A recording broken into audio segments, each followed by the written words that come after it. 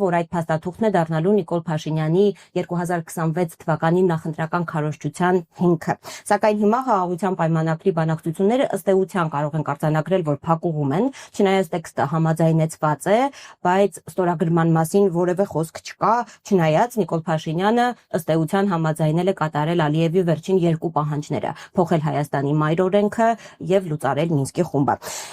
Ինչ է ձեր վերլուծություններով տեղի ունենում բանակցային կուլիսներում։ Չեմ կարծում, որ որևէ լուրջ բան տեղի ունենում, եթե չհամարենք երեկվա թե անցած օրվա Ալբանիայում հերթական կադրերը, որը ուղղակի արժանապատվության տեսանկյունից բավական դեպրեսիվ է, կարծում եմ յուրաքանչյուր հայի համար։ Ակնհայտ այդ մուրալը մի ինչ-որ փաստաթղթի, որը ենթադրում եմ խաղաղության մասին չի լինելու, այլ լինելու է ինչ-որ մի թուղթ Նիկոլ Փաշինյանի մասին, թե ինչպես պետք է ինքը իր քաղաքական, այսպես ասենք, հեռանկարը շարունակի, այս մի փաստաթուղթ իրոք չեմ բացառում։ Անբովանդակ, բայց ավելի շատ ներքաղաքական նպատակներ հետապնդող փաստաթուղթ կարող է լինել։ Որևէ լուրջ բան այստեղ մենք չենք կարող ակնկալել եւ հատկապես եթե նայում ենք այս հարցին աշխարհակական այն մեծ կոնտեքստի մեջ, որ այսօր տեղի ունենում աշխարհը։ Չեմ սպասում որևէ լավ բան։ Կա ձախողված առաջնորդ, որի նպատակը ամեն գնով վայելաթոռը եւ կան այս ամեն ինչի շուրջ sense խաղացողներ, որոնք կգնահատեն, իսկ արժի այդ հարցում աջակցել, թե չարժի աջակցել։ Ընդհանրապես սա է։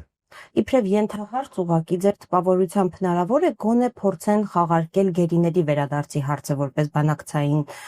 ինչ-որ մի բան, թե այլևս բոլոր դաշտերը սպառված են։ Եմ կարծում, որ գերիների հարցը հետաքրքրում է այս իշխանությունը, որովհետև գերեվարված են այն մարդիկ, որոնք այստեղ գալով կարող են Ղարաբաղի փախստականներին ինչ որտեղ կազմակերպել իրենց հեղինակությամբ, իրենց ազդեցությամբ, իսկ դա այս իշխանություններին պետք չի ընդհանրապես։ Այս վիճակը ամենից հարմար վիճակն է այս իշխանությունների համար։ Երբ որ ներկայացնում եք, որ սա խաղաղության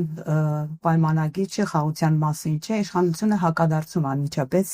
ընդդիմադիրներին եւ այդ տեսակետը հայտնողներին, թե որն է ձեր տարբերակը, դուք ինչ է պատերազմ եք ուզում, այսինքն երբ որ խաղաղության իրենց պայմանագրին կողմ չենք, մենք ինչ ենք առաջարկում, մենք հստակ ծրագիր այս իրավիճակում Ադրբեջանի հետ խաղաղ գոյակցելու։ Նայեք, մենք 21 թվականից ասում ենք արժանապատիվ խաղաղության մասին։ Եվս խաղաղություն, բայց ոչ թե ծնկաչուկ խաղաղություն, այլ արժանապատիվ խաղաղություն։ Ես չեմ հավատում, որ պարտության սիմվոլը կարող է արժանապատիվ խաղաղություն բերել։ Այդպես չի լինում։ Խնդիրը մարդն է։ Խնդիրը մարդն է, որը խորհրդանիշ է պարտության։ Խնդիրը մարդն է, որը արդեն այսպես աչքը վախած ամեն ինչից փորձում է ամեն գնով փրկել ինքը իրեն։ Եվ նման առաջնային մոտիվացիա ունեցող մարդը չի կարող մտածել պետության մասին, չի կարող մտածել ընդհանրապես ազգային շահերի մասին։ Խաղաղությունը բոլորս ենք ուզում, բայց կրկնում եմ, սուբյեկտը, որը դրանով զբաղվում է, ունի երեք բան։ Իսկ մոտիվացիան յուրաքանչյուր մարդի համար առաջնային ինչով է այդ մարդը առաջնորդվում։ Իր առաջնահերթ մոտիվացիան ո՞րն է։ Չեք տեսնում ինչ է ուզում այս մարդը։ Ինչ է ուզում։ Ուզում է մի թուղթ Նիկոլ Փաշինյանի մասին։ Եվ դա խաղաղության հետ որևէ առնչություն չունի։ Ես կրկնեմ, այն կադրերը, որոնք երեք տեսանք եւ որը շարժանարում է ցանցերում, ուղղակի հայտարարություն է։ Արժանապատվությունը կորցրած մարդու կեցված է։ Ոնց կուչ եկած, ոնց որ ենթակա շեֆի արչև կամ ծառա տիրոջ արչև հարաբերություններ են ձևավորվել այստեղ։ Եթե բանի այդ այսպես կոչված body language-ը շատ լավ է ուղղակի բացատրում, թե այդ մարդը ինչ վիճակում է գտնվում։ Այդ մարդը իրեն արդեն դասել է որպես ենթակա, որպես մի մարդ, որը ամբողջությամբ կախված է այդ մարդկանցից, այդ երկու մարդկանցից եւ իր ամբողջ մարմինն է խոսում դրա մասին, որ այդ մարդուց որևէ օգտակար բան երկրի համար չի լինելու։ Հոգեբաններից հարց գտնվում ինչպես։ Անդադ խոսում ենք Նիկոլ Փաշինյանից, խոսում ենք իր իշխանության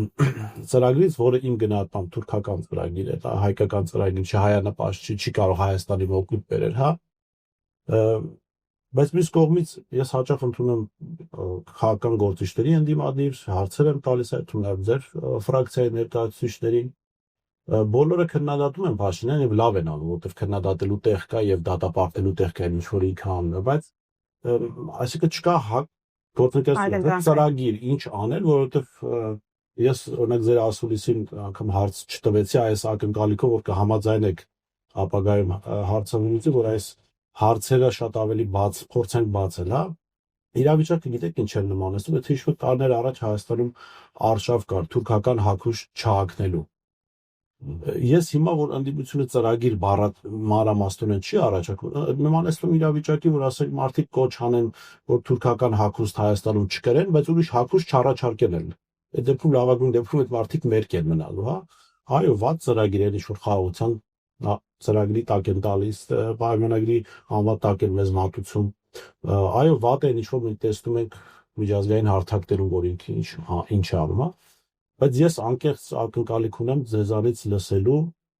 իսկ դուք ինչ եք պատրաստվում անել, որովհետև հվում անել ձեր նախորդ կառավարման շրջանին, այո, հստակ ձեռքբերումների տարիներ են եղել, բայց աշխարհը հիմա 1998-ից 2008 թվականների աշխարհը չի, բավական բաներ են փոխվել, ավելին ասել, այն ժամանակ Հայաստանի կուտակած ռեսուրսները այլևս գոյություն չունենան, կուզեմ շատ հնարավորինս պարզ մեզ բացատրեք, որն է ձեր ծրագիրը, հա, անելու մի կողմ թողնենք Նիկոլի արածները։ Հասկացա, նայեք։ Պետությունները ոնց են դիրքավորվում այս աշխարհ եւ իր հարևանների հետ, եւ